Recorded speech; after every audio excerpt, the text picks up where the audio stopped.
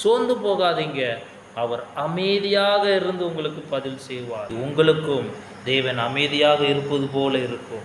இவன் தனியாக தானே இருக்கிறான், இவனை என்ன வேணாலும் செய்திடலாம் என்று சொல்லி, இவனுக்கு விரோதமாக எப்படி வேணாலும் செய்யலாம், இவனை பொய்யாக சொல்லலாம், இவனுக்கு யாரும் இல்லை, நம்ம இஷ்டப்படி செய்யலாம் என்று சொல்லி கூட மனிதர்கள் செயல்படும் பொழுது நீ தேவ சந்நிதியில் வந்து அழுது கொண்டு, ஐயோ என்னை விடுவிக்க யாருமே இல்லையா, இவர்கள் அழிக்க பார்க்குறார்களே, எனக்கு விரோதமாக செயல்படுகிறார்களே, எனக்கு விரோதமாக பொய்யாக சொல்லுகிறார்களே, எனக்கு விரோதமாக பழி சுமைகளை செலுத்துகிறார்களே என்று சொல்லி நீ அழுது புலம்பிக் கொண்டு இருக்கலாம். தேவன் அமைதியாக இருக்கிறார் என்றால் உன்னுடைய ஜெபத்தை கேட்டு விட்டார், அடுத்து அவர் பதில் செய்ய போகிறார் என்று அர்த்தம். தைரியமாக இருங்க. மனுஷங்க எவ்வளோ தூரம் ஆடணுமோ அவ்வளோ தூரம் ஆட விட்டு தான் அடுத்து வேடிக்கை காட்டுவார். இந்த வார்த்தையின் மூலமாக ஆண்டவர் உங்களை